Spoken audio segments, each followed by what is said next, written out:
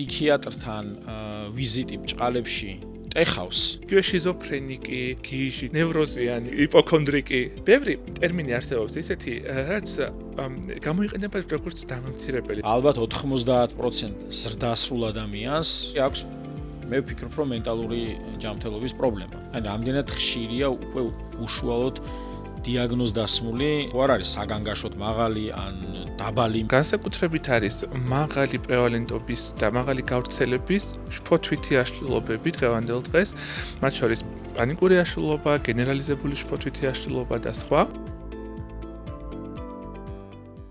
მოგესალმებით, დღეს არის ჩვენი მეორე გადაცემა. ძალიან დიდი მადლობა იმ რეაქციისთვის, რაც პირველ გადაცემას მოყვა და ჩვენთვის ძალიან დიდი სტიმული იყო. შეგახსენებ ჩვენს გადაცემას ქვია Top Dogs Georgia და როგორც მე დაკვირდით, ამ გადაცემაში ყოველთვის იქნება ძალიან წარმატებული და განსაკუთრებული ახალგაზრდა წარმატებული ექიმები, რომლებიც გაგვცემენ კრიტიკულ შეკითხვებზე პასუხებს. დღევანდელი ჩვენი სტუმარია ექიმი ფსიქიატრი მიშო დუმბაძე, ჩემი მეგობარი, კოლეგა.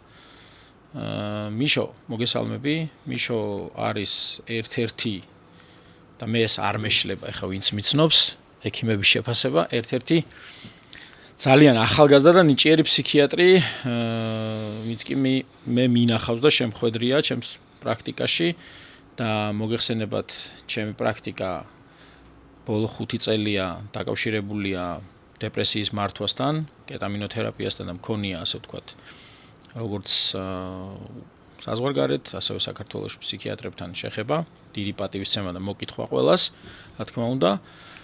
და მიშო არის ერთ-ერთი, ასე ვთქვათ, წარმატებული ახალგაზრდა ფსიქიატრი. მოგესალმები.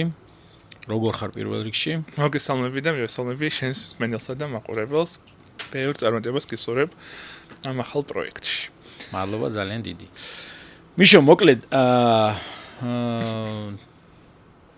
ჩვენ ვიცით, რომ ფსიქიატრიული დაავადებები ითვლება, რომ არ არის სომატური დაავადებები. და თუმცა ამაზე მე ჩემი წარმოდგენა მაქვს და ვიტყვი, რომ ბევრ ფსიქიატრიულ დაავადებას ძალიან ბევრი სომატური გავლენები აქვს გვერდით ეფექტებად და ფსიქოსომატურ დაავადებებს უფრო დავარქმევთ. მაგრამ ესე არის მოწოდებული აკადემიურად, რომ ფსიქიატრიული დაავადებები არის ეს არის აღქმა, ეს არის ქცევა, ეს არის ხასიათი, ასე შემდეგ.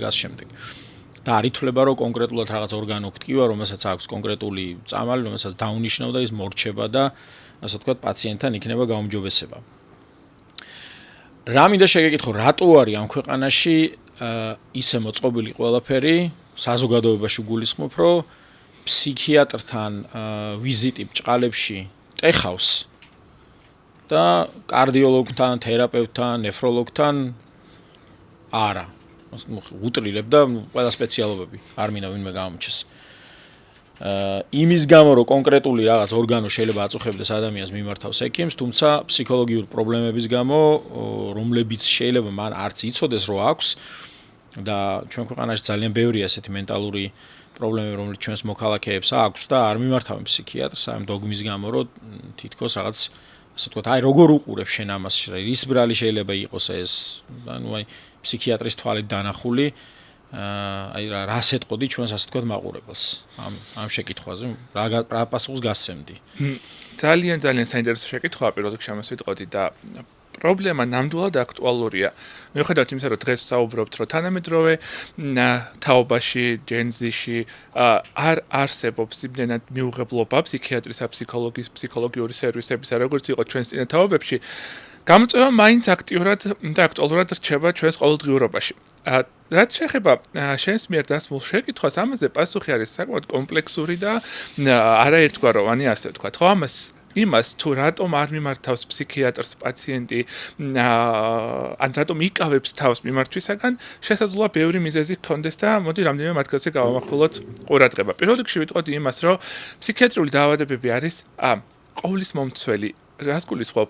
თუკი პაციენტს აქვს არითმია, არტერიული წნევა, კუჭისყული და ასე შემდეგ, ეს რაღაცნაირად გამოუვლენელი, შეუმჩნეველი რჩება ადამიანის გარშემომყოფებისთვის და ისიც მხოლოდ პაციენტმა და ექიმმა, ხო? რაც შეეხება ფსიქიკურ პრობლემებს, როგორც ზემოთ აღნიშნე, ის გავლენას ახდენს არა მხოლოდ ადამიანის პირად შეგრძნებებს, სუბიექტურ შეგრძნებებზე, არამედ გავლენას ახდენს მის ფუნქციონირებაზე, სამსახურეობრივი პროდუქტიულობის ხარისხზე, სოციალურ ურთიერთობებზე, ურთიერთობებზე ოჯახის წევრებთან და ასე შემდეგ და ასე შემდეგ. ანუ ის უფრო მეტად შესამჩნევი ხდება. და ადამიანს აქვს შიში, რომ არ მოხდეს იმ ვალიდაცია, ასე ვთქვათ, იმ სუბიექტური შეგრძნებებისა, რომ მას მართლაც აქვს რაღაც ესა თუ ის ფსიქიკური პრობლემა. მეორე მხრივ, აუცილებლად უნდა აღვნიშნოთ ისიც ვერ გავიქცევით, მიუხედავად იმისა, რომ ბანალურად შეიძლება ჟღერდეს, ხო? სტიგმა ამ სფეროს მიმართ ჯერ კიდევ ძალიან აქტუალურად რჩება და ძალიან დიდი გამოწვევა. სტიგმაში გულისხმობთ იმას, რომ საზოგადოებაში დამკვიდრებული არის ბევრი ისეთი ტერმინი, რაც ასე ვთქვათ, დისკრიმინაციულად, ერთგვარ იარლიყის მიწებებას გულისხმობს ადამიანების მიმართ, ხო? აი ეს არც მინდა რომ ტირაჟირება მოვახდინო ამ ტერმინების, მაგრამ აი იგივე შიზოფრენიკი, იგივე ვთქვათ გიჟი და ასე შემდეგ. ხო, ძალიან ბევრი მძიმე სიტყვა, ნევროზიანი, ხო? ნერვოზიანი. იპოქონდრიკი და ასე შემდეგ. Anyways, ბევრი ტერმინი არსებობს ისეთი, რაც გამოიყენება როგორც დამამცირებელი ჩვენ საზოგადოებაში და ადამიანთვის იმის გაცნობიერება, რომ შეიძლება ისა თუ ის ფსიქიკური პრობლემა მართლაც აღინიშნებოდეს, მძიმე და მტკივნეულია. შესაბამისად, მართალია არ არსებობს ფართომასშტაბიანი კვლევები ჩვენს ქვეყანაში, რაც ფსიქიატრის და ფსიქოთერაპიული სერვისების მიმართვიანობას შეისწავლიდა და პირადი დაკვირვებით, ჩემი კოლეგების გამოცდილების გაზიარებით, შემიძლია ღიად ვთქვათ და პირდაპირ ვთქვათ, რომ ჯერ კიდევ რჩება ბევრი პაციენტი სერვისის ყურადღების მიღმა. გამომდინარე დაბალი მიმართვიანობიდან. მე აბსოლუტურად გეთანხმები ამას, შეიძლება ჩემი სუბიექტური აზრია, მაგრამ მე ვთვლი, რომ ალბათ 90% ზრდასრულ ადამიანს, ასე ვთქვათ, ბავშვებზე შეიძლება ცოტა სხვანაირად არის, აქვს მე ვფიქრობ, რომ მენტალური ჯანმრთელობის პრობლემა. ზოგს სუბუქი, ზოგს საშუალო, ზოგს მძიმე. მაგრამ აი სუბუქი მენტალური პრობლემები რეალურად აშკარაა ჩვენს ურთიერთობებში. ხო, აი თუნდაც საცობში დგომის დროს შეიძლება ვიღაცამ შემოგაგინოს, აგრესია გამოიჩინოს, ხო? მე ვთვლი, რომ ადამიანს მენტალური პრობლემები გააჩნია, ხო? და სჭირდება რა სამსახურშიც ვატყობთ ჩვენს, ხო? გააჩნია რა საკეთებს საცობში ხა ის. ხო, არ მესმის უბრალოდ რომ დაგაგვიანდეს ორი წამი შეიძლება, შემოგახტნენ, ასე ვთქვათ და პატარა რაღაცა ოდნავ თუ რაღაცა შენიშვნა მიეცი ვიღაცას აი ავტომატურად აგრესიაზე გადმოდის, ეს ყველა ხო მენტალური პრობლემაა ადამიანის. მე ვფიქრობ, ეხლა და უცხოეთში ამას ძალიან დიდი ყურადღება ასე ვთქვათ ეკისრება. მე ისიც მინდა დავამატო, ჩვენი კოლეგები ვახსენე, როგორც კი ეს evaluation planning-ი ქვია, ყველა ექიმს თვის ჭრილში დასავლურ ქვეყნებში უკეთებენ evaluations, ანუ როგორ იქცევა აგრესიას ავლენს, ეჩხუბება ყვირის, შეურაცხყოფას აყენებს თუ არა თავის კოლეგებს, პაციენტთან როგორ აქვს ურთიერთობა და მას როგორც კოლეგა ფსიქიატრი უკეთებს შემოწმებას და შეიძლება რამდენიმე რაღაც პერიოდი პრაქტიკას ჩამოაშოროს, იმის გამო რომ მენტალურად იმ მომენტში არ არის მზად რომ სხვას გაუწიოს დახმარება. ხო? მე ესე ვთვლი, რომ შენ თუ ახლა მენტალურად როგორც ექიმი მზად არ ხარ, არ გეგონოთ ჩვენ კოლეგებს რაღაც უბრალოდ 24 საათი კლინიკაში გვიწევს ყოფნა და ხშირად ვამჩნევ ხოლმე მეც რომ არის ადამიანები, რომელსაც რეალურად burnout-იც იგივე მენტალური პრობლემაა, გადაღლა, გამოფიტვა, რომელიც ხასიათს გიცვლის ახლა.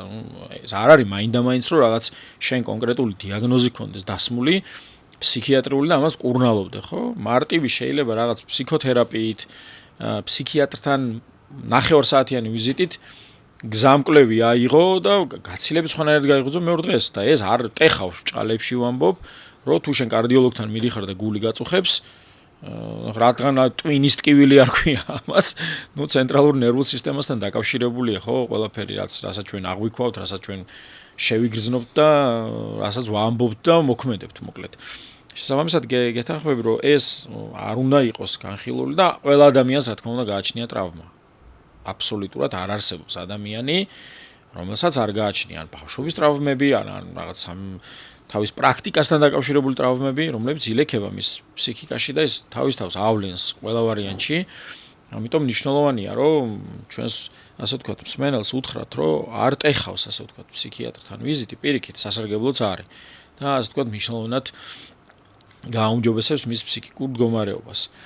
ჩვენს მეორე შეკითხვას რაც შეეხება რამდენია აი უშუალოდ ფსიქიატრიული დიაგნოზის აი შეიძლება ზუსტი პროცენტები არ იცოდე აი რამდენად ხშირია უკვე უშუალოდ დიაგნოზ დასმული რომელიც ექიმთან არის ნავყოფი და მას აქვს ყურნალობას დანიშნული აქვს დიაგნოზ და ნებისმიერ დაავადება რა თქმა უნდა ხმე არ გთხოვ ამის სეპარირებას დიაგნოზების მიხედვით თუ აი თქვათ რაღაც ხო არ არის საგანგაშოდ მაღალი ან დაბალი იმიტომ რომ არ არის გამოვლენილი აი ამის შესახებ რა შეგიძლია რო გითხრა მადლობა ასევე საინტერესო შეკითხვისთვის. ზუსტი სტატისტიკა მართალია ვერ მეცოდინება გამომდინარე იქიდან რომ ჩვენს ქვეყანაში არ ხდება ფართომასშტაბიანი პრევალენტობის კვლევა, ხო, აღრიცხვა სტატისტიკურად ამა თუ იმ დაავადების მიმართულებით, თუმცა ჩემს პირად დაკვირვებაზე ასე ვთქვათ ერთწლიანი ანგარიშს ყოველთვის ვაკეთებ, ხოლმე წლის ბოლოს ვთქვათ რომელი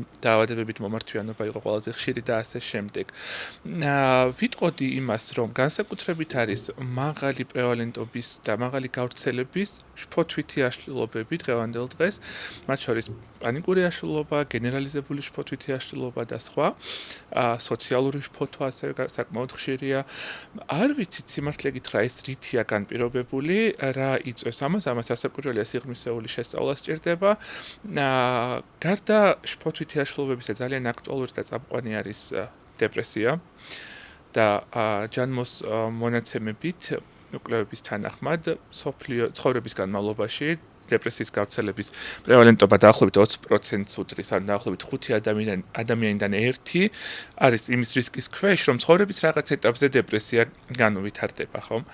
რაც სწორედ ამ დაავადებების უფრო მეტ შესწავლას და იმ სერვისების ხელმისაწვდომობის გაზრდას გაზრის საჭიროებაზე მეტყველებს, რაც საჭიროა ამ პაციენტების დახმარებისათვის, ხო? იგივე, რაც ახსენეთ, ეს გადაწვა, იგივე ბერნაუთი, ხო? ძალიან გავრცელებულია და რახან ყურადღება გაამახვილეთ სამედიცინო პერსონალზე. აქაც ვიტყოდი იმას, რომ ყველაფერი გამოწვეული დიდი ალბათობით არის იმ პირობებიდან, რა პირობებშიც უწევს საქართველოს მოსახლეობას მუშაობა, ფინანსური იქნება ეს პირობები თუ თქვათ სხვა. გადაწვის ყველაზე ხშირი და გავრცელებული სიმპტომები შესაძლებელია იყოს ცინიკური დამოკიდებულება პაციენტის მიმართ, ირონიული შეპასუხება და ასე შემდეგ, რაც რასაკვირველია პაციენტსა და ექიმის ურთიერთობაზე ნეგატიურად აისახება და პაციენტის უკმაყოფილების ხარისხს ზრდის. ისე რომ შევაჯამოთ შეკითხვა მომართვიანობა საკმაოდ მაღალია და მაღალ მომართვიანობაში იგულისხმება პირველ რიგში შფოთვითი და დეპრესიული აშლილობები. საქართველოში გავრცელება ფსიქოზური აშლილობებისა სავარაუდოდ იმ მსოფლიო ჭრილის ანალოგია, რაც მეტყველებს იმაზე, რომ რაც გვეუბნება იმას, რომ 1%-ს დაახლოებით მოსახლეობის შიზოფრენია აღენიშნება, ან სხვა ტიპის ფსიქოზური პრობლემა. ასევე არანაკლებ გავრცელებულია ობსესიურ-კომპულსიური აშლილობა ჩვენს ქვეყანაში და ეს დაავადება კიდევ უფრო მეტად საყურადღებოა იქიდან გამომდინარე, რომ ტრადიციული ანტიდეპრესანტები და ეს მედიკამენტები, რომლებითაც მკურნალობთ ობსესიურ-კომპულსურ აშლილობას, ხშირად არ გვაძლევს სასურველ შედეგს და არ გვაძლევს სასურველ ეფექტურობას, რაც ზრდის სხვა სერვისების არსებობის აუცილებლობას ქვეყანაში. რაც ამ ეტაპზე სამწუხაროდ არ აქვს. იგივე შეიძლება ითქვას დეპრესიის დროსაც ბევრი პაციენტი რჩება რეზისტენტული სწორი მკურნალობის მიუხედავად, ქვეყანაში კიდე ლიმიტირებულია ის მომსახურება, რაც მკურნალობის მიმართ რეზისტენტული შემთხვევების მართვას უზრუნველყოფდა. ხო არ არის დაკავშირებული შენ ახსენე რომ სტატისტიკური მონაცემები არ არის ასე ვთქვათ კაფიო, გამოხატული და არ ვიცით. თუმცა ჩვენ ვიცით, რომ დეპრესია ახსენე საკმაოდ მაღალია დეპრესიის გავრცელების ასე ვთქვათ პროცენტული მაჩვენებლები, არა მარტო ჩვენთან, თანამედროვე სამყაროში ყველგან და რაც უფრო თანამედროვე ხდება სამყარო, მით უფრო იზრდება ამის რისკი, იმიტომ რომ თანამედროვეობა ნიშნავს უფრო მეტ ასე ვთქვათ, ვირტუალურ და არარეალურ სამყაროში ყოფნას, ადამიანების ურთიერთობების უფრო მეტ შევიწროებას და ასე ვთქვათ, დამოკლებას და ეს რა თქმა უნდა მოქმედებს ადამიანის ფსიქიკაზე, ხო? დღეს ძალიან ბევრი ჩვენი საყოფაცხოვრება პროცესები დამოკიდებულია გაჯეტებზე.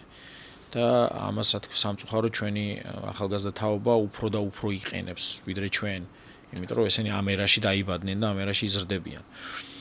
მაგრამ გარდა ამისა, ხო არ არის პრობლემა ამბულატორიული ფსიქიატრიის გაგების საქართველოში. ხო არ არის ის ძველი რაღაც ტრადიციული, ასე თქვათ, დოგმა ჩარჩენილი ჩვენს ტვინში, რომ ფსიქიატრია ნიშნავს უნდა მაინდა-მაინც დაგაწვინონ, ასე ვთქვათ, ვიხმარ ამ ტერმინს საგიჟეთში, რასაც ეძახდნენ და სამწუხაროა ძალიან რომ ამას ეძახდნენ და ამის გამო ხო არ იკავებს, ასე ვთქვათ, ინფორმაციის awareness რო ეძახიან პაციენტებში, ინფორმაციის გავრცელება რამდენად არის, რომ არ მოდის და ან ხო არ არის სერვისის მიუწოდებლობის პრობლემა, რომ არ არის შესაბამისად ამბულატორიული ფსიქიატრია საქართველოში განვითარებული და მაინც უფრო სტაციონარულზე ვართ, იმიტომ რომ ჩვენ ვიცით, რომ დასავლეთის ქვეყნებში ძალიან ბევრ დაავადებას უკვე ამბულატორიის პირობებში მართავენ, არის კარგი follow-up-ის სისტემები და იმ პაციენტებს, რომლებსაც სტაციონარიზაციას უწევდნენ თუნდაც 5 წლის წინ, უკვე ისინი სახლში არიან და იმართება დისტანციურად ამბულატორიულ setting-ში, ასე ვთქვათ. აი ამის პრობლემა ხო არ დგას საქართველოში. ძალიან საინტერესო საკითხი წამოჭერი და ნამდვილად ვიტყოდი იმას, რომ ერთ-ერთი მიზეზი რის გამოც ჩვენს ქვეყანაში სფერო ფსიქიატრია რჩება ჯერ კიდევ ასე ვთქვათ შიშის მომგვრელი არის ის წარსული გამოცდილებები და ის ისტორიული ბექგრაუნდი, რაც ამ სფეროს უკავშირდება, ხომ? არც თუ ისე შორეულ წარსულში ჩვენს ქვეყანაში იმ რეგიონში რომლის წევრიც ვართ და ბევრ დასავლეთის ქვეყნებში სამწუხაროდ ფსიქიატრია გამოიყენებოდა არა სამკურნალოდ, არამედ დამსჯელობით მიდგომად, დამსჯელობით და მასში იყო მკურნალობის ისეთი მეთოდები, რომლებიც დასჯის მიზნით გამოიყენებოდა, ხო, იგივე შოკური თერაპია, ელექტროკრონჭყვითი თერაპია, რომელსაც ანესთეზიის გარეშე არაჰუმანურად, ბრუტალურად იყენებდნენ პაციენტების შემთხვევაში. დიახ, ნამდვილად ვიტყოდი იმას, რომ ეს შეხედულება ჯერ კიდევ რჩება საზოგადოებაში, რატომღაც აღიქმება ისე, რომ ფსიქიატრიული პაციენტი თუ არის, მას აუცილებლად უნდა ჰქონდეს შიზოფრენია, მას აუცილებლად უნდა ჰქონდეს რეალობის აღქმის დარღვევა, მას უნდა ჰქონდეს არაადეკვატური ქცევა და შეუფერებელი აზროვნების პროცესი. სინამდვილეში ასეთი ფსიქიატრიული დაავადებების წილი ზოგად დაავადებებში არის ძალიან მცირე და მთავარი მიმართვიანობა ფსიქიატრების მიმართ, როგორც უზემოთ აღნიშნე, არის შფოთვითი და დეპრესიული მდგომარეობები, რომლის დროსაც აბსოლუტურად არ არის დარღვეული რეალობის აღქმა და ქცევაც არ არის დეზადაპტაციური და დეზორგანიზებული, როგორც ეს სხვა მდგომარეობების დროს, ხომ? ისე რომ ეს ისტორიული რაღაც შავი ლაქა მოყვება ფსიქიატრიას და ისიც უნდა აღვნიშნოთ, რომ არ ხდება ამ ლაქის ჩამორეცხვა, ასე ვთქვათ, არ არსებობს საინფორმაციო საშუალებები, არ მინდა ესე უჭირებულად თქვა, მაგრამ ხელმისაწვდომია ის საინფორმაციო აქტივობები, კამპანიები, რაც გაზრდის ადამიანებში ცნობადობას, თუნდაც იმ სერვისებზე, რაც არის ქვეყანაში ხელმისაწვდომი, მოდით ასე ვთქვათ, რომ სტაციონარული მკურნალობა, რაც თქვენ ახსენეთ, ფსიქიატრიაში ამას თავისი ადგილი ნამდვილად უჭირავს, დღესაც შეუცვლელია ბევრ შემთხვევაში, და მოდით მაყურებელს განვუმარტოთ, რა შემთხვევაში გვჭირდება პაციენტის ფსიქიატრიულ დაწესებულებაში ჰოსპიტალიზაცია, ხო?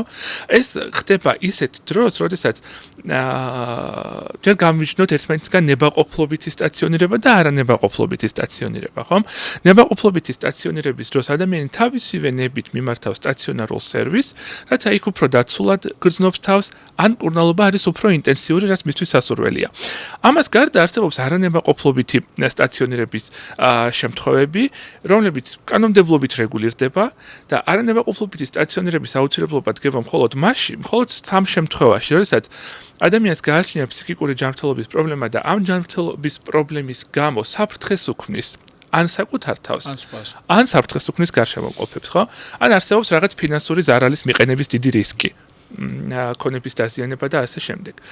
გარდა სანამ სტაციონარამდე მივალთ, იქამდე არის ბევრი სხვა სერვისი, თუნდაც ჩვენს ქვეყანაში და საკმაოდ კარგად განვითარებული, საკმაოდ კომპეტენტური კოლეგები მუშაობენ იქ, თუმცა ამ სერვისების შესახებ ინფორმირებულობა არის ძალიან დაბალი. მოდით ვახსენოთ, ხო, რა სერვისებზეა საუბარი. პირველ რიგში ვიტყოდი იმას, რომ არსებობს კრიზისული ინტერვენციის სამსახურები, რომლებიც არის როგორც ჩვენს დედაქალაქში, ასევე სხვადასხვა ქალაქში ჩვენს ქვეყანაში. სადაც სერვისის მიღება გარკვეული დიაგნოზის მქონე პაციენტებთან არის აბსოლუტურად უფასო და სახელმწიფო სთავაზობს თუ არ ვცდები 6 კვირიანი თუ 6 თვიანი სერვისია უფასოდ შეუძლიათ მიიღოთ ამ სერვისში ფსიქიატრისა და ფსიქოლოგის მომსახურება. გარდა ამისა, არსებობს ამბულატორიული სათემო სერვისები, სადაც პაციენტები მიმართავენ ამბულატორიულად და არ ხდება პაციენტის დაყოვნება თქვა 24 საათ ან უფრო მეტი ხნის განმავლობაში.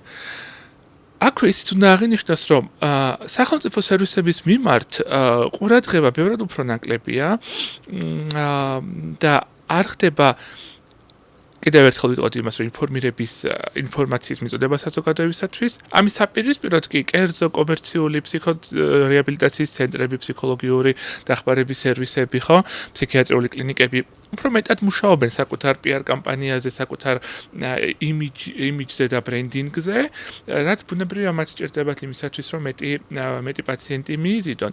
თუმცა ამის პარალელურად მუშაობა და ცნობიერების ამაღლება სახელმწიფო სერვისების მიმართაც მიმოჩნია, რომ ძალიან მნიშვნელოვანია. ეს ერთი მხრივ დაგვეხმარება იმაში, რომ არ იყოს ფსიქიატრია ასეთი რაღაც მიუწვდომელი, ასეთი განყენებული სფერო სხვა მედიცინის სხვა დარგებისგან და მეორე მხრივ ადამიანების დროული მიმართვა მოხდება ფსიქიატრიულ სერვისებში, რაც დაავადების გართულებების ძიმე ფორმის ჩამოყალიბების პრევენციის შესაძლებლობას მოგცემს. ეხლა როგორც ვიცი, კარგი სტაციონარი გაიხსნა, ხო, სახელმწიფო უნივერსიტეტმა რაც გააკეთა. თბილისის სახელმწიფო სამედიცინო უნივერსიტეტმა გაახსნა ახალი სტაციონარი, რომელიც ასევე დაფუძნებულია, ასე ვთქვათ, ბიოფსიქოსოციალურ მიდგომაზე, რაც გულისხმობს იმას, რომ იქ ხდება მოხდება, ჯერ არ დაუწყიათ აქტიური მუშაობა, არა მხოლოდ მედიკამენტური მკურნალობა, არამედ ფსიქოსოციალური სერვისების შეთავაზება, ფსიქორეაბილიტაციური მომსახურება, რაც ასე ვთქვათ, ფსიქიკური პრობლემების მქონე პირების მრავალმხრივ გაუმჯობესებაზე იქნება ორიენტირებული.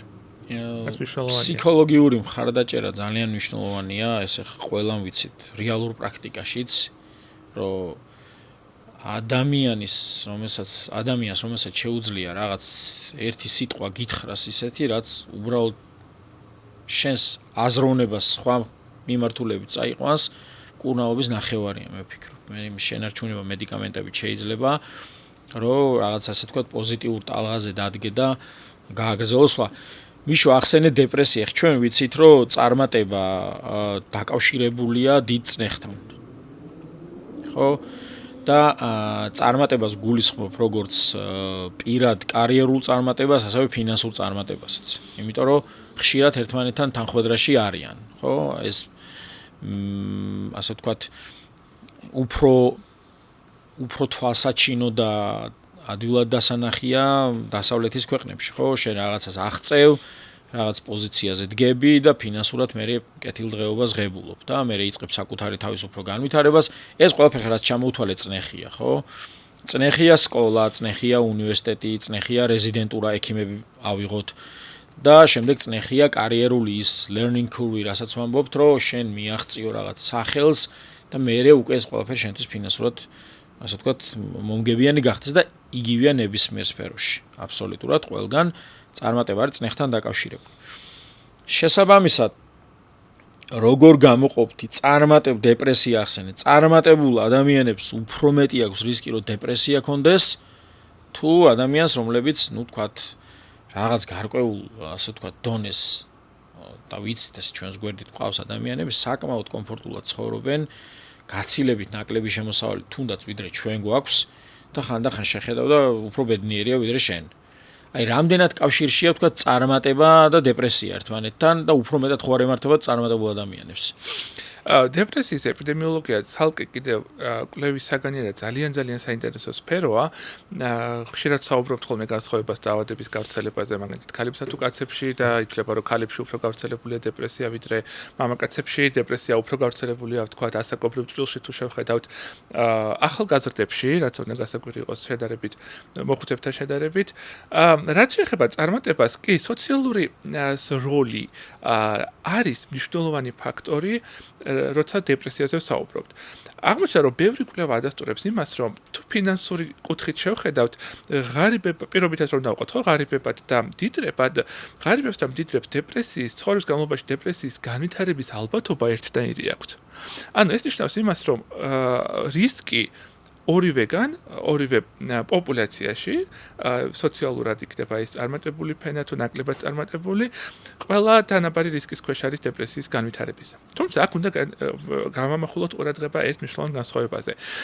როცა ადამიანი არის წარმატებული და თუ წარმატებაში გულისხმობთ ფინანსურ კეთილდღეობას, რესურსი იმისა, რომ დროულად მიმართოს ფსიქიატრიულ სერვისებს, დროულად მიიღოს მედიკამენტური მკურნალობა, დროულად მიიღოს ფსიქოთერაპიული მხარდაჭერა, მათ ეს შესაძლებლობა მეტი აქვთ.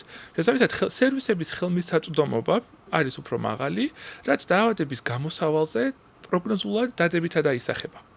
განსხვავებით სოციალურად ღარიბებისაგან და დაბალი შემოსავლის მქონე მოსახლეობისაგან, რომლებიც პრაქტიკულად ვერ მიმართავენ სერვისებს, რაც დაავადების გაღრმავებას და რეკურენტული ფორმის განვითარებას იწვევს და განაპირობებს. ამას გარდა ძალიან მნიშვნელოვანია ის გარემოებაც, რომ განათლების დონეც არის ერთ-ერთი ფაქტორი, რომელიც დეპრესიის განვითარებაში იღებს მონაწილეობას. და ბევრი კვლევა ადასტურებს იმას, რომ დაბალი განათლების დონის მქონე პირებში დეპრესიის განვითარება უფრო მაღალია. ისე რომ საერთო ჭრილში თუ შევხედავთ იმას, რომ ფინანსური კეთილდღეობა არის თუ არა დეპრესიის პრევენციის უნივერსალური საშუალება, აღმოჩნდა რომ არა. მაგრამ როგორც თქვით, ალბათობა იმისა, რომ ამ პაციენტში დეპრესიის მიმდინარეობა უფრო კეთილსაიმედო იყოს, გამომდინარე იქიდან რომ ხელმისაწვდომობა უფრო მაღალი აქვს სერვისების მიმართ, ეს დადასტურებულია. ჩვენ ახლა ვახსენეთ და საკმაოდ ძვირია ამბულატორიული ფსიქიატრიული სერვისები. იმიტომ რომ ერთ-ერთი ელიტარული დარგია მედიცინის, მე ესე ვთვლი და საკმაოდ, ასე ვთქვათ, ძვირია მედიკამენტები, საკმაოდ ძვირია, ასე ვთქვათ, ექიმთან რეგულარული კონსულტაციები და ეს განმეორებით კონსულტაციებიც უფრო ხშირია ვიდრე სხვა სპეციალობასთან. ხო, ახლა მაგალითად კარდიოლოგთან შეიძლება თქვა წელიწადში 3-ჯერ მიხვიდე, 3 წლის განმავლობაში უბრალოდ რომ რაღაცები დააკორექტიროს. თუმცა ფსიქიატრთან უფრო ხშირად მოგიწიოს მისვლა. მე მგონი არ ვწდები განსაკუთრებით პირველ ეტაპზე, როცა გჭირდება და ეხლა ვიცი ჩვენ რომ ფსიქიატრიული, ასე ვთქვათ, მკურნალობის სქემები მნიშვნელოვნად განსხვავდება სხვა, ასე ვთქვათ, სომატური მკურნალობის სქემებისგან, იმიტომ რომ წამლის შერჩევა გჭირდება, დოზის შერჩევა გჭირდება, ერთმა წამალ მარგიშველა მეორე შერჩევა გჭირდება, დრო ჭირდება იმ წამალს, რომ თავისი კონცენტრაცია სისხლში მიაღწიოს, ინტეგრირებული თერაპია გჭირდება და ამას დრო მიაქვს, რა თქმა უნდა, და შესაბამისად უფრო ხშირია ვიზიტები და ესეც შეიძლება ერთ-ერთი განმაპირობებელი იყოს, თან როგორც ვიცი, ამბულატორიული კონსულტაციები არ ფინანსდება საყოველთაო ჯანდაცვის მხრიდან, როგორც სხვა სერვისები და დაკავშირებულია უფრო კერძო დაზღვევებთან ან ჯიბიდან გადახდასთან, რაც ასე ვთქვათ, შეიძლება ტვირთი იყოს. და იმ ღარიბი მოსახლეობა ვახსენეთ, რომელსაც არ აქვს კერძო დაზღვევა, აქვს მხოლოდ ასე ვთქვათ, საყოველთაო ჯანდაცვის პროგრამაში არიან, ასე ვთქვათ, ჩართულები, შეიძლება მათთვის ეს, ასე ვთქვათ, ერთგვარი ტვირთი იყოს. თუმცა მე ვფიქრობ, რომ მე არ ვფიქრობ ამას ესეა, რაც უფრო და მინდა უთხრა ჩვენს მაყურებლებს, რაც უფრო ადრე მიმართავს პაციენტი ფსიქიატრს გამოსავალი და ადრევად დასმული დიაგნოზი და მისი მკურნალობა, იმიტომ რომ სწრაფად პროგრესირებს ძალიან, განსაკუთრებით ნებისმიერის დაავადებები, რომელიც ხასიათის ცვლილებასთან არის დაკავშირებული, რამდენიმე თვეში შეიძლება დიდი რეგრესი განიცადოს, პროგრესი განიცადოს უბრალოდ და ამას მე უფრო რთულად დაჭირდეს მიხედვა. რამდენად ახლა ასევე მინდა ვთქვა, ვიცით რომ კავშირშია ნარკოტიკული ნივთიერების მოხმარება და შემდეგ აქედან გამოსვლის პერიოდი ძალიან მძიმე ფსიქიკურ პრობლემებთან შეიძლება იყოს დაკავშირებული.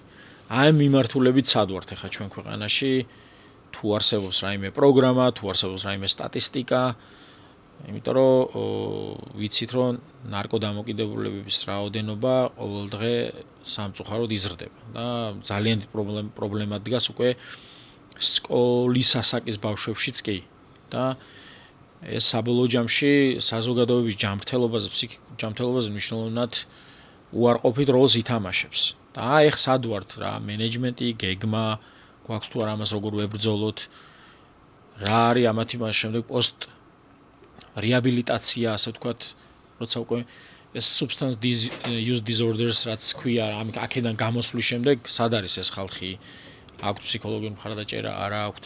მოკლედ, რას გვეტყვი ამის თაობაზე? ადიქცია რომ ერთ-ერთი წამყვანი პრობლემა არა მარტო ჩვენ ქვეყანაში, არამედ მთელი მსოფლიოს მასშტაბით, ამაზე მეტყველებს სწორედ ის სტატისტიკური მონაცემები, რომლებიც თანახმადაც დაავადების დინამიკა არის მზარდი. რაც შეეხება ჩვენს ქვეყანაში მდგომარეობას, ასევე პრობლემა ძალიან მწვავედ დგას ჩვენი დღის წესრიგში, ყოველდღიურობაში ძალიან ძლიერი გამოწვევა არის. თავისთავად ადიქცია არის კომპლექსური პრობლემა და მასზე რაღაც ერთი კუთხით საუბარი რთული იქნებოდა. იგივე ეს ჩვენი ფსიქიატრიული დაავადებები, რომლებზეც ყურადღება გავამახვილეთ, სწორედ იმიტომაც არის საყურადღებო, რომ ნივთიერებათა პრობლემური მოხმარების რისკს ზრდის, ხო? ანუ კომორბიდულად თანმხლება შეიძლება აღინიშნებოდეს, რომ პირველადი ფსიქიატრიული დიაგნოზი და თან დაერთოს ამას ნივთიერებათა პრობლემური მოხმარება, რომელმაც ანუ იქეთ გაქცევა და ჩაკეტვა, ხო? დიახ, ამას ბევრი მიზეზია. ალკოჰოლიზმი, ნარკოტიკების მოხმარება, რომ ამით გადაფარო ეს. ასეა. და გამოდის ისე, რომ ერთ პრობლემას ემატება მეორე პრობლემა, ხო? ასეთ დროს ადიქციაზე მუშაობა, ამ ნივთიერებათა დამოკიდებულების პრობლემაზე მუშაობა ასევე კომპლექსურ ჩარევას მოითხოვს. ჩვენ ქვეყანაში დღეს ხედავთ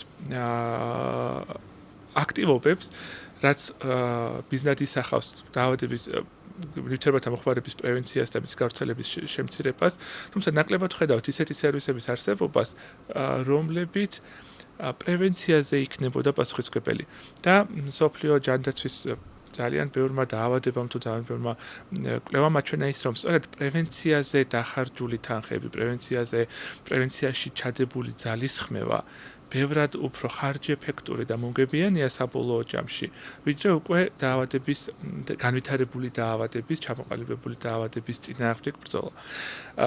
ისე რომ პირველ რიგში მე რა საჭიროებასაც ვხედავ, არის კიდევ ერთხელ ინფორმირებულობის გაზრდა, ცნობადობის ამაღლება და ეს უნდა დაიწყოს სკოლის ასაკიდან.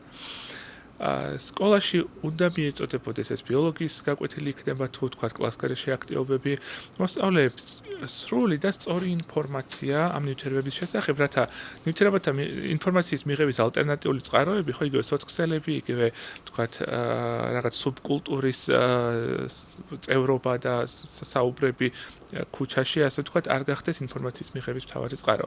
ამიტომ ვფიქრობ, რომ ამ ეტაპზე ყველაზე უფრო მნიშვნელოვანი იქნებოდა ყურადღების გამახვილება ნივთიერებათა პრობლემური მოხმარების პრევენციაზე, ცნობადობის ამაღლების კუთხით ერთ-ერთი მიმართულებით, იმის პარალელურად, რომ მოხდეს ამ დაავადების და ამ მდგომარეობის აღკვეთისთვის მნიშვნელოვანი სერვისების განვითარება. ისევე როგორც სხვა ფსიქიატრიული დაავადებების კუთხით ნივთიერებათა პრობლემური მოხმარების სერვისების განვითარებაც არის შეზღუდული ჩვენს ქვეყანაში და არა მარტო ჩვენს ქვეყანაში, ეს სერიოზული პრობლემა და გამოწვევა რჩება, რაც კომპლექსურ მართვას და ყურადღებას საჭიროებს. გითანხმები, ეხლა იმიტომ ვახსენე, შეიძლება პირდაპირ ასე ვთქვათ, არ არის ფსიქიატრიასთან დაკავშირებული, თუმცა ესეთ პაციენტებს ძალიან ხშირად ხვდებით თქვენ პრაქტიკაში, რომლებიც იყვნენ ნარკოდამოკიდებულები და მე ძალიან მიხარია, რომ არ დავასახელებ ეხლა სახელებს და გვარებს, რომ ჩვენი კოლეგა ნარკოლოგები ამას აქტიურად პოდკასტების სახით ავრცელებენ, თუმცა ეს უნდა ფეთქდებოდეს ტელევიზიები ამით, რომ ეს ისე წვავედ უნდა იყოს მიწოდებული ეს წვავედ გულისხმობ გავრცელების თვალსაზრისით, განსაკუთრებით ახალგაზრდა ასაკის თაობისთვის, რომ რა ზიანი შეიძლება მოყვეს ამ ყველაფერს და განსაკუთრებით იმ ნარკოტიკული ნივთიერებების, რომელიც ჩვენ ქვეყანაში შემოდის, სამწუხაროდ აბსოლუტური კუსტარული პროგრამით შექმნილი. და არავინ არ იცის იქ რა არის და როგორ არის და ამაში რა თქმა უნდა სახელმწიფოც უნდა იყოს ჩართული, რომ ერთი მხრივ იყოს ამის ცნობადობა გაზრდილი და მეორე მხრივ არ უნდა იყოს ეს დასჯადი. და ასე ვთქვათ, პირიქით პრევენცია ზუსტად ამას ნიშნავს, რომ შექმნა ესეთი საკანონმდებლო ბაზა და ასე ვთქვათ, ორგანიზმი, რომ ადამიანი ამის გამო არ ისჯებოდეს და ეს აჩვენა საერთაშორისო პრაქტიკამ, რომ რაც უფრო ნაკლებია დამსჯელობითი ღონისძიებები, უფრო მეტი, ასე ვთქვათ, პრევენციული ეფექტი. ეხლა რაც შეეხება დეპრესია ვახსენეთ და ვერაულით გვერდს ანტიდეპრესანტებს და ალბათ მე ესე წარმომიდგენია ყველაზე მეტი დიაგნოზით ამბულატორიულ დეპარტამენტში ღებულობთ პაციენტებს, რომლებსაც აქვთ ან შფოთვითი აშლილობა, ან depressia, ან მათი ორივეს კომბინაცია, ბიპოლარული აშლილობა. Აი რა სიტყვი, თქვათ, ანტიდეპრესანტებზე და მათ როლზე, ასე ვთქვათ, ამ დაავადებების კურნალობაში. სად ვარ დღეს, ასე ვთქვათ, და რამდენად ეფექტურია, რა side effect-ები აქვს. მოკლედ ყოვლის მომცველად რო გითხრა, იმიტომ რომ ძალიან ბევრი პაციენტი, რომლებიც ჩემთანაც მოდის, თუნდაც როგორც ანესთეზიოლოგი ვსინჯავ, ბევრი პაციენტი ანტიდეპრესანტზე. რა ვიცი, ალბათ 30%. და ხო არ რამდენად სწორად ინიშ, მოკლედ ამის ირგვლივ რო რაღაც თქვათ ყოვლის მომცველი ინფორმაცია მოგვაწოდო. ყოვლის მომცველი ინფორმაციის მოწოდება რთული იქნება გამომდინარე თემის კომპლექსურობიდან და ფართო სპექტრიდან, თუმცა რამდენიმე მნიშვნელოვან ასპექტზე მინდა გავამახვილო ყურადღება, რაც მგონია რომ ჩვენს ქვეყანაში არის ძალიან მნიშვნელოვანი, რატომღაც ანტიდეპრესანტი სიტყვა ისე როგორც ფსიქიატრი შიშის მომგვრელია და შფოთვას იწვევს პაციენტებში და ბევრი პაციენტთან შემინიშნავს, რომ მჭირდება აი ანტიდეპრესანტის ძალიან ისე რბილად წარმოთქმა, რომ არ შევაშინო პაციენტი, იცით? არ ვიცი რამ განაპირობა ის, რომ ასეთი ძლიერია შფოთვა ამ ჯგუფის მედიკამენტების მიმართ ჩვენს ქვეყანაში. ეს კი არა და მახსოვს ერთი პირადი პრაქტიკიდან შემთხვევა, ერთ-ერთ ნივთიერებაზე პრობლემურ მომხმარების მქონე პაციენტთან მუშაობდი, რომელსაც ნარკოტიკების ფართო სპექტრი, ანუ ამ ნივთიერებების მომხმარების ძალიან მრავალწლიანი გამოცდილება ჰქონდა და პრაქტიკულად არ არსებობდა ნარკოტიკი, რომელიც მას არ ჰქონდა მომხმარებული და როცა ამ პაციენტში დეპრესიის გამო წამოვჭერით საკითხი, რომ გვჭირდებოდა ანტიდეპრესანტის მკურნალობის დაწყება, პაციენტმა ესეთი რაღაც კი წარმოთქვა, რომ კარგით რა არ მინდა ეხა ანტიდეპრესანტზე, ნუ შემსვამთ. ანუ ეს პაციენტი კვლავ განაგრძობდა აქტიურად ნარკოტიკული საშუალებების მოხმარებას და მისთვის იმაზე დიდი პრობლემა იყო ანტიდეპრესანტზე, ასე ვთქვათ, ბრწყალებში შეჯდომა. გავაქარწყლოთ ხო რამდენიმე მითი, რაც ჩვენ საზოგადოებაში ანტიდეპრესანტის მიმართ არსებობს. პირველი შიში, რასაც პაციენტები გამოთქვამენ ხოლმე ჩემთან, აი ხომ არ მომთენ თავს, აი კიდევ უფრო უხეშად ხო არ დამადებილებს ეს მედიკამენტი. რატომღაც ითვლება ასე, რომ ფსიქიატრიული მედიკამენტები, ესეც ალბათ იმ ისტორიული ბექგრაუნდიდან მოდის, რომ ფსიქიატრიული მედიკამენტები მაშინ თითქოს გათიშვას, მოდუნებას, აპათიას იწვევდა და ასე შემდეგ. პირიქით ვეუბნები, რომ ანტიდეპრესანტების უმეტესობა პირიქით გამააქტივებელია და სწორედ დღის პირველ ნახევარში ვნიშნავთ, იმიტომ რომ მერე ძილში ხელი არ შეუშალოს პაციენტებს. ისე რომ ის მოთენთილობა და გაბრუება, რაც შეიძლება ახლდეს, მხოლოდ გარდამავალი გვერდითი ეფექტია და ეს მხოლოდ დროებითია. ანტიდეპრესანტები კარგი წამლებია, მარტივად რო ვთქვათ. ეს არნიშნავს იმას, რომ ყველა პაციენტმა, ვისაც გუნებ განწყობა უნდა დაქვეითებული აქვს ანტიდეპრესანტის მიღება უნდა დაიწყოს, რასაკვირველია, ყველა მედიკამენტი სპეციალისტის მიერ უნდა დაინიშნოს იმ ჩვენებებისა და აი მაგასაც ვისაუბროთ, იმ ჩვენებებისა და უკუჩვენებების გათვალისწინებით, რაც ამ მედიკამენტს გააჩნია, ხომ? ყოველთვის ფსიქიატრიაში, არა მარტო ფსიქიატრიაში, მედიცინის ნებისმიერ დარგში ამა თუ იმ მედიკამენტის გამოყენების დროს ვაფასებთ მის რისკსა და სარგებელს, ხო, თანაფარდობა რისკსა და სარგებელს შორის. ანტიდეპრესანტები, რას გულისხმობ ახლა რომ საუბრობ ანტიდეპრესანტები კარგი წამლებია. ერთი ის, რომ ისინი ძალიან გამოცდილი მედიკამენტებია. დღეს ბაზარზე არსებული ანტიდეპრესანტების უმეტესობა წლებია უკვე არსებობს ფსიქიატრიაში და სამედიცინო პრაქტიკაში. შესაბამისად, ვიცით ამ მედიკამენტების არა მხოლოდ ხანმოკლე ეფექტები, არამედ ხანგრძლივი ეფექტები და მათი უმეტესობა არ იწვევს ორგანიზმისთვის რაიმე საშიშ და ქრონიკულ ცვლილებებს, ან ჰეპატოტოქსიკურობას, ან ნეფროტოქსიკურობას და ასე შემდეგ, ხომ? ანუ როგორც წესი მარტივად აიტანება ადამიანის ორგანიზმის მიერ და სერიოზული გვერდითი ეფექტების ალბათობა არის ძალიან დაბალი და მინიმალური.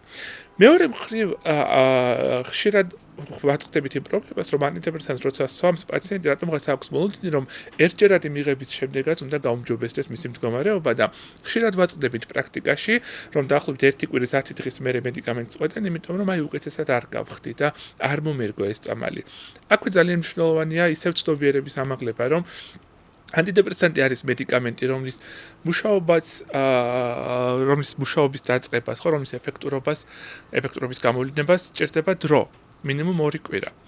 ორი კვირის შემდეგ ეფექტურობა იზრდება და საშუალოდ რომ შევაფასოთ რამდენად ეფექტურია მედიკამენტი ამა თუ იმ პაციენტში, 4-6 კვირა ზოგ პაციენტში კიდევ უფრო მეტი დრო შეიძლება დაგჭირდეს. მხოლოდ ამის შემდეგ არის ლოგიკური გადავწყვიტოთ ჩვენ ანტიდეპრესანტი ეფექტური იყო ამა თუ იმ პაციენტში თუ არა. რასაკვირველია, ანტიდეპრესანტები არ წარმოადგენს ასე ვთქვათ პანაცეას და სამწუხაროდ გრჩება პაციენტთა დიდი პროცენტი მოდი ასე ვთქვათ, შედარებით უფრო ნაკლები პროცენტი ვიდრე ეფექტურია ეს მედიკამენტები, პაციენტთა მცირე პროცენტში მედიკამენტები რჩება უეფექტო. და ასეთ შემთხვევებში ჩვენ მკურნალობის მიმართ რეზისტენტულ შემთხვევებად მოიხსენიებთ, როგორც უკვე ავახსენეთ, ხომ? და ვინ ნიშნავს ანტიდეპრესანტს? ეს დამოკიდებულია პაციენტის მდგომარეობაზე, ხომ? ანტიდეპრესანტი არის უბრალოდ ჯგუფი ნივთიერებისა, თუმცა ამ ნივთიერებებს, ამ მედიკამენტებს აქვს არა მხოლოდ ანტიდეპრესიული, არამედ ანქსიოლიზური ეფექტიც, რაც ნიშნავს იმას, რომ შფოთვის მოხსნაშიც იღებს მონაწილეობას. ასევე ხშირად გამოიყენება ეს მედიკამენტი საძილე საშუალებად. ზოგიერთ მათგანს აქვს გვერდით ეფექტად სედაცია, რაც ჩვენ პირიქით გვეხმარება უძილობის მქონე პაციენტებში ძილის მოსაწესრიგებლად. ასევე გამოიყენება ქრონიკული ტკივილით მიმდინარე დაავადებების დროს და ზოგიერთი ანტიდეპრესანტი ნევროლოგის მიერაც ძალიან აქტიურად ინიშნება, ქრონიკული ტკივილის შემთხვევაში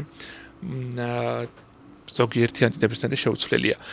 ისე რომ რასაკვირველია, მედიკამენტის დანიშვნა ხდება კიდევ ერთხელ ამბობ კომპეტენტური სპეციალისტის მიერ, ინდივიდუალურად ამა თუ იმ პაციენტში რისკისა და სარგებლის მოდი ახლა ეს ჩამოვაყალიბოთ ჩვენ აკადემიურად, შევთანხმდეთ, რომ დეპრესიას მკურნალობს ფსიქიატრი.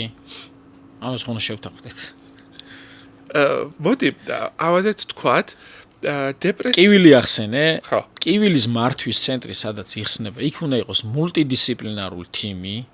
აუცილებლად, იმიტომ რომ ვიცით რომ ქრონიკულ ტკივილის ასე ვთქვათ მართვაში მაქვს რაღაც გარკვეული გამოცდილება, ვერ დავიკვეხნი ახლა რომ რაღაც 100% ამაში ვარ ჩართული, თუმცა ანესთეზიოლოგები არიან ერთ-ერთი ასე ვთქვათ იმათთაგანი მულტიდისციპლინარული გუნდიდან, ვინც ტკივილის მართვაში იღებს განსაკუთრებით ინტერვენციულ ტკივილის მართვაში მონაწილეობას.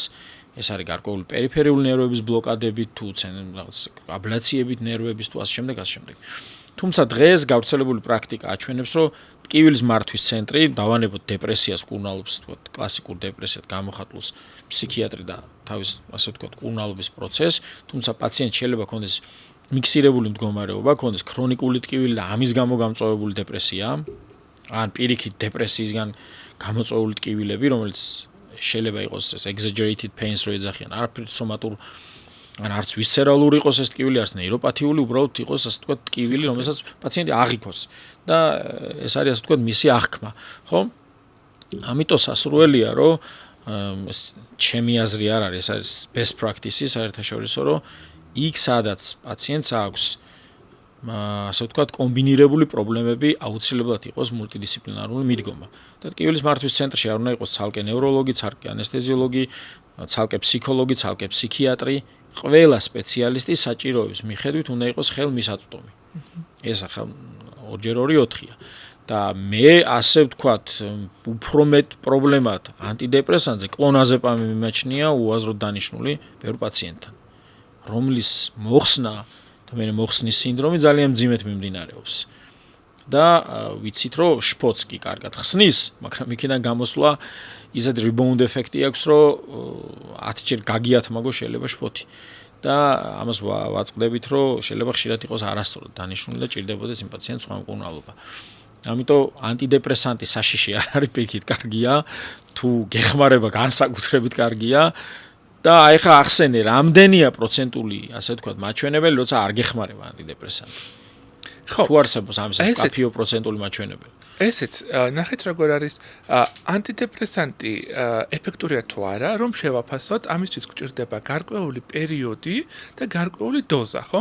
და დამავიწყდა მეკითხა, ასევე მინდა რომ ჩვენმა მაყურებელმა იცოდეს, რომ ცხოვრების წესმა, სტილმა, მათ შორის კვებამ და ეს დღეს უკვე ძალიან, ასე ვთქვათ, აქტუალური გახდა ეს gut brain axis-ი, რომ შეიძლება რაღაც საკვების მონელება ან ის შენი ასე თქვა ცხოვრების წესი რომელიც კვებასთან არის დაკავშირებული პლუს ამას სტრესი პლუს ამას ასე თქვა ღამე მუშაობა რამას დეპრესიაში ჩაგაგდო ეს თუ არ მოიშორი ანტიდეპრესანტი შეიძლება მოგეჩვენოს რეზისტენტული ხარ მის მიმართ ხო იგივე არის არტერიული ჰიპერტენზიის წამალს სვავდე და ყოველდღე ალკოჰოლს იღებდე და გულის ისემიურ დაავადებას კურნალობდე და ალკოჰოლზე სიგარეტს ეწეოდე ხო რა თქმა უნდა ეს 100%-იან შედეგს ვერ მიაღწევს იგივე არის აქაც ანტიდეპრესანტი ხო არა რაღაც მითიური წამალი რომ დალიო და გიშველოს თუ შენ ცხოვრების წესი არ შეცვალე რა ძალიან მნიშვნელოვანია ხო მის წამლის ეფექტურობა რა თქმა უნდა შეიძლება იყოს დაფარული და ჭრილში გადატანილი და აღვიქვათ რომ არ აქვს ეფექტი ხო, აბსოლუტურად სწორი აქცენტები გააკეთე და ყოველთვის ზეუნები ხოლმე პაციენტებს, რომ ანტიდეპრესანტი დაგეხმარებათ თქვენ, მაგრამ თქვენც უნდა დაიხმაროთ ანტიდეპრესანტს, ხო? ამაში გულისხმობა ის, რომ ხშირად მნიშვნელოვანი არის არა მედიკამენტი, არამედ მედიკამენტის იქეთ ძალიან ბევრი რამ, რაც შეიძლება მედიკამენტზე უფრო ეფექტური აღმოჩნდეს. მაგალითად, ეხლა გონებაში მომიდა ფიბრომიალგია, ესეთი დაავადება, ხო? რაც ძალიან გავრცელებულია. პირველი რიგის კურნალობა არის რა? ფიზიკური აქტივობა, ვარჯიში, იოგა, მედიტაცია და მხოლოდ მეორე და მესამე რიგის პრეპარატები მეორე და მესამე რიგის კურნალობის ხაზად ინიშნება მედიკამენტი. ხო, ისევ ჩვენ საკითხს რომ დავუბრუნდეთ. საუბრობდით იმაზე, რომ ანტიდეპრესანტების მიმართ რეზისტენტულობა ვარიაბელურია და განსხვავებულია სხვადასხვა კვლევის მიხედვით, იმიტომ რომ არ არსებობს უნიფიცირებული დეტერმინანტი, რაც ნიშნავს კურნალობის მიმართ რეზისტენტული დეპრესია. ხო? ესე იგი, იმისათვის რომ ვთქვათ, რომ მედიკამენტი არ მუშაობს, ეს მედიკამენტი ანტიდეპრესანტი უნდა იყოს დანიშნული ლოგიკურად საკმარისი ხანგრძლივობით და ვახსენეთ რომ 4-6 კვირა არის ის დრო რაც ვაფასებთ მედიკამენტი ეფექტურია თუ არა 10 დღეში თუ მოხდა პაციენტმა შესაძლებლად ვერ მიხვდები ეს მედიკამენტი იყო თუ არა ეფექტური და ლოგიკურად მაღალი დოზით ხო მაგალითად ეს ციტალოპრამი რომ ავიღოთ მისი თეორია ვთქვათ 10-20 მილიგრამი არის ის თერაპიული ჩარჩო ასე ვთქვათ უმეტესად რასაც ვიყენებთ პრაქტიკაში ანუ მნიშვნელობა აქვს რა დოზით იღებდა პაციენტი მედიკამენტს და რა ხანგრძლივობით ბევრ ლიტერატურაში რეზისტენტობა განისაზღვრება როგორც უშედეგობა ორი ანტიდეპრესანტის კურნალობის შემთხვევაში ზოგი ლიტერატურა და სამეცნიერო კონსილიუმთა დასკვნა განაპირობებს აღწერს კურნალობის მიმართ რეზისტენტულად აკვალიფიცირებს იმ შემთხვევაში თუ კი ორ ანტიდეპრესანტთან ერთად ნაცადია ფსიქოთერაპია და აი ამ სამი კომპონენტის უშედეგობა განისაზღვრება როგორც კურნალობის მიმართ რეზისტენტული. შესაბამისად, ის პროცენტობაც ხო, რამდენი პაციენტი რჩება ეს მე მგონი ამ კონსენსუს გაიდლაინი რაც შეიქმნა ერთ-ერთი ფაქტორი ეს იყო ზუსტად. ხო, შესაბამისად, ის პროცენტების პაციენტებისა მერყეობს და საშუალოდ რო თქვა დაახლოებით 20-30%-ია პაციენტებისა, რომლებშიც ანტიდეპრესანტი და დეპრესიის ტრადიციული მკურნალობა არ გვაძლევს სრულ შედეგს. კლასიფიკაცია ხო არსებობს დეპრესიის? დიახ, მსუბუქი საშუალო მძიმე. დიახ.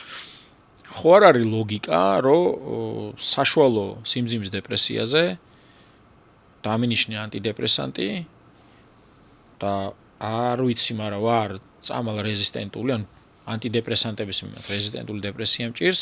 დიახ. და მსუბუქ დეპრესია 4 კვირაში გადამეზარდოს მძიმეში. არსებობს ეს რამე თუ ნახეთ როგორ არის ეს კლასიფიცირება მსუბუქი საშუალო და მძიმე რა თქმა უნდა პირობითია და ხშირად ჩვენ გვეხმარება ფსიქიატრებს ის რაღაც უნივერსალური თქვა კითხვარები იგივე PHQ-9 ჰამილტონის დეპრესიის კლინიკი რათა შევაფასოთ ფუნქციონირების ხარისხის რა დოზით მოშლა გვაქვს და რამდენად ინტენსიურად არის გამოყოფილი სიმპტომები. მსუბუქი დეპრესიის დროს ითვლება რომ ადამიანი ფუნქციონირებას ინარჩუნებს, საშუალო სიმძიმის დეპრესიის დროს ფუნქციონირებას ინარჩუნებს დიდი ძალისხმევის ხარჯზე, ან ვერ ინარჩუნებს, ხოლო მძიმე დეპრესიის დროს პრაქტიკულად ქმედუნარობასთან არის დაკავშირებული და ცხოვრების ხარისხის მძიმე გაუარესებასთან. აქედან გამომდინარე, ნახეთ როგორ არის, კი მართალია ნაჩვენებია რომ მსუბუქ დეპრესიის შემთხვევაში შეგვიძლია რომ ანტიდეპრესანტი არ დავნიშნოთ და ურჩევთ ფსიქოთერაპია, მაგრამ ეხლა რეალობა რომ შევაფასოთ, ხომ ჩვენს ქვეყანაში ფსიქოთერაპიული სერვისები 10-ჯერ უფრო ძვირი ღირს, ვიდრე ანტიდეპრესანტი, რომელიც ერთი თვის მარაგია, ხო, რომელიც შევა 10-12 ლარი ღირდეს, ერთი თვის მარაგი ანტიდეპრესანტისაა, ხოლო ფსიქოთერაპია 400 ლარი მაინც საშუალოდ, ხო? ისე რომ ხშირად გაიდლაინებისგან გადახვევა გვიწევს იმის გათვალისწინებით, თუ რა მოცემულობა გვაქვს არ პაციენტთან. დარჩეს უყურადღებოდ პაციენტს. სერვისის მიღმა არ დარჩეს. შეიძლება ურჩიო და არ მიიღოს ეს. აი მაინც იქ მივდივართ, რომ აი evidence based ანუ მტკიცებულებზე დაფუძნებული მედიცინა კი ნამდვილად არის მნიშვნელოვანესი და ალტერნატივა, მაგრამ პერსონალიზებული მედიცინა არის სწორედ ის რაღაც მომავლის მედიცინა და მიმართავს ამას უკვე ბევრი დასავლეთის ქვეყანა. კი ბატონო. პერსონალიზებული მედიცინაზე ახდენს, ასე ვთქვათ, აქცენტირებას, ხო? ალტერნატიული გზები რა შეიძლება იყოს დეპრესიის კურნალობის. დეპრესიის ანტიდეპრესანტების გარდა და ფსიქოთერაპიის გარდა. ხო, ხშირია ეს შეკითხვა, რა შეგვიძლია გავაკეთოთ თქვა დეპრესიის დროს თუ არც ანტიდეპრესანტის დალევა მინდა, ან რაღაც შეიძლება პაციენტს ჰქონდეს ისეთი უკუჩვენება, რომ ანტიდეპრესანტის დანიშვნა მისთვის შეუძლებელი იყოს და ხელმისაწვდომი არ არის იმ თქვა გეოგრაფიულ რეგიონში, ან თუნდაც ფინანსურად პაციენტისთვის ფსიქოთერაპიული სერვისი. ასეთ დროს ძალიან მნიშვნელოვანი არის სხვა ალტერნატიული კურნალობის მეთოდები, ყველაზე ესე ვთქვათ მარტივით დავიწყოთ, ეს გახლავთ ფიზიკური აქტივობა. და ფიზიკური აქტივობა არ არის მხოლოდ ვარჯიში გართობისთვის, ძალიან ბევრი მაღალი საიმედოობისა და მტკიცებულების კვლევა ადასტურებს იმას, რომ ვარჯიშის დროს ჩვენს წვენში და ორგანიზმში მიმდინარე ბიოქიმიური ცვლილებები და ენდოკრინული პროცესები აუმჯობესებს თვითშეგრძნებას, თვითშეფასებას, ამაღლებს განწყობას, აქვეითებს კორტიზოლის ანუ სტრეს ჰორმონის დონეს და ასე შემდეგ, რაც დაავადების გამოსავალზე დადებითად აისახება. მეორე მხრივ, მნიშვნელოვანი არის ისიც, რომ ერთ-ერთი შარშან ჩატარებული ასევე მაღალი მტკიცებულების კვლევა გამოქვეყნდა, რომელიც ადასტურებდა, რომ ზეზე სეირნობა იწვევს დეპრესიული სიმპტომების გაუმჯობესებას. აქამდე ითვლებოდა, რომ ეს სინათლით თერაპია, აი light therapy რაც არის, მხოლოდ სეზონური დეპრესიის დროს მიიჩნეოდა როგორც ეფექტური, თუმცა ახლანდელი კვლევები ადასტურებს, რომ ნებისმიერი ტიპის დეპრესიის დროს სინათლით თერაპია არის შედეგის მომტანი. ამათ გარდა ძალიან მნიშვნელოვანი არის და დღევანდელ დღეს განსაკუთრებით აქტუალურად მოდის წინაპლანზე ნეირომოდულაციის თემა და ეს კონტექსტი. ნეირომოდულაცია გულისხმობს ისეთი ინტერვენციების გამოყენებას, რომლების დროსაც თავის ტვინის ის უბნები, რომლებიც დეპრესიაში არის ჩართული, იმ უბნების სტრუქტურა, ბიოქიმიური და ფიზიოლოგიური აქტივობა იცვლება და რა თქმა უნდა უმჯობესდება, ხომ? ნეირომოდულაციის ტექნიკებს მიეკუთვნება ტრანსკრანიალური მაგნიტური სტიმულაცია, ელექტროკრუნჩხვით ანუ ელექტროკონვულსიური თერაპია, კეტამინით და კეტამინით თერაპია. თითოეულ მათგანზე რომ ვისაუბროთ, ხო? ტრანსკრანიალური მაგნიტური სტიმულაცია ჩვენს ქვეყანაში ბოლო რამდენიმე წელია უკვე ტარდება, თუმცა ხელმისაწვდომობა დაბალია ამ სერვისების, იმიტომ რომ არ არის ფართოდ გავრცელებული.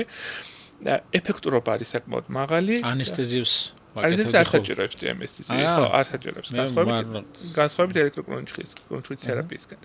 ელექტროკრუნჩხვის თერაპია საქართველოში არ არსებობს, ამიტომ არ არის ხელმისაწვდომი, თუმცა უნდა აღინიშნოს, რომ მაღალ ეფექტურია და ეს საჭიროებს ანესთეზიას.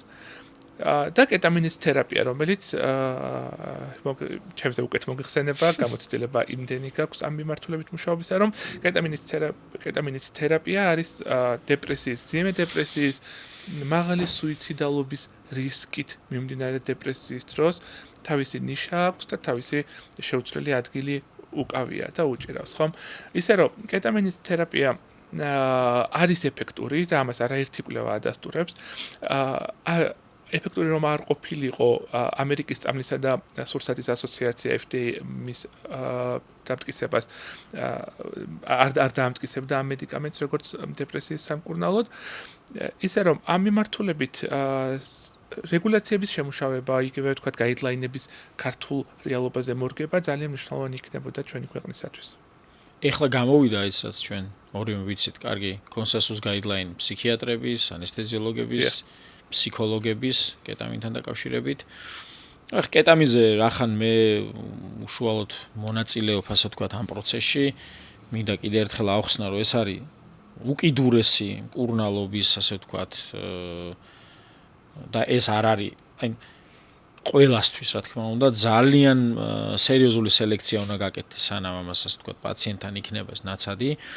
იმიტომ რომ უფრო მაღალი დონის ინტერვენცია ვიდრე ვთქვათ ტაბლეტოთერაპია მოითხოვს სპეციალიზებულ დაწესებულებაში ყოფნას, ოთახის მოწყობას, ჟანგბადს, მონიტორზე მიერთებას, ანესთეზიოლოგს, ანესთეზიის მედდას და ეს რა თქმა უნდა პროცესი უნდა იყოს აბსოლუტურად მართული და ფსიქიატრის ჩართულობით ეს ყველაფერი და ამის თქმა მინდა რომ ყველასთვის ეს არ არის და ესეც არის ხოლმე რომ პაციენტების რაოდენობა არ არის იმდენი რამდენის თქვათ ტრადიციული ანტიდეპრესანტები მკურნალობის პროცესში არის ჩართული. თუმცა ის ნამდვილად ეფექტურია, ამას ხა ჩვენგან მე და შენ ორივე ჩართული ვართ, ასე ვთქვათ ამ პროცესში, თუმცა ჩვენი ბექგრაუნდი და დეიტა არ არის, ასე ვთქვათ, იმდენი ჯერ რომ ამაზე ვილაპარაკოთ, თუმცა არსებობს საერთაშორისო სტატისტიკა და ის გამოიყენება როგორც სპრეის სახით, ასევე ინტრავენურად, თუმცა ამაზეც უკვე მიდის საუბარი, რომ ინტრავენური უფრო ეფექტურია, უფრო ღრმა სელექციას მოითხოვს, გარდა ფსიქიატრიული პრობლემებისა, პაციენტს არ უნდა აწუხებდეს არტერიული ჰიპერტენზია, გულის პრობლემები არ უნდა ქონდეს, ასე შემდეგ. სომატურადაც, ასე ვთქვათ, გამართული უნდა იყოს, იმიტომ რომ ვიცით, რომ ბიოშეღწევადობა და ტარგეტული კონცენტრაცია სისხლში უფრო მაღალი ხდება ინტრავენური მოხმარების დროს. თუმცა ეფექტურობა ნამდვილად უფრო და უფრო დასტურდება და სასურველია რომ ასე ვთქვათ ჩვენს ქვეყანაში რაღაც შეიქმნას ერთობლივი გაიდლაინი კონსენსუსი ან გადმოითარგმნოს უცხოური რომ ასე ვთქვათ ამ საქმეს უფრო აკადემიურად მივხედოთ. ჩემი ერთ-ერთი ბოლო შეკითხვა ალბათ არის რას აშავებს მშობლები ბავშვებთან ურთიერთობისას და როგორ ზემოქმედებენ მათ მომავალ ფსიქოლოგიურ და ფსიქიკურ მდგომარეობას. აი შენ როგორც ფსიქიატრის დანახვით. ხო აკვირდები შენი მეგობრების შვილებს, მათ ურთიერთობას მშობლებთან, გარეთ, ქუჩაში, მიმართვას, ერთმანეთთან კომუნიკაციას. ხო, ესეც ძალიან დიდი თემაა, რასაკვირველია. იმიტომ რომ მე ვფიქრობ, რომ დიდია საკმაოდ ტრავმები ბავშვობის დროინდელი ჩვენს პოპულაციაში, ასე ვთქვათ, ჩვენ თაობაში. ხა როგორ ხდება დღეს აი ამაზე რა კომენტარს გააკეთებდი. რა თქმა უნდა, ნეგატიური ბავშვობის დროინდელი გამოცდილებები არის სწორედ ის ერთ-ერთი მნიშვნელოვანი ფაქტორი, რაც საბოლოო ჯამში ფსიქიკური ჯანმრთელობის პრობლემების განვითარებას ხელს უწყობს სამომავლოდ.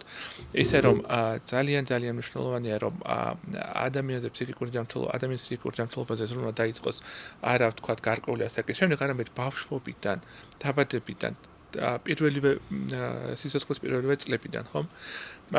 რთულია, რასაკვირველია ესე უნივერსალურად იმის თქმა თუ რას აშავებენ მშობლები მშობლებთან ურთიერთობაში, მაგრამ იქიდან გამომდინარე, რასაც ჩემი პირადი პრაქტიკაში ვაწყდები, რამდენიმე მნიშვნელოვანი ასპექტზე შემიძლია ყურადღების გამახვილება.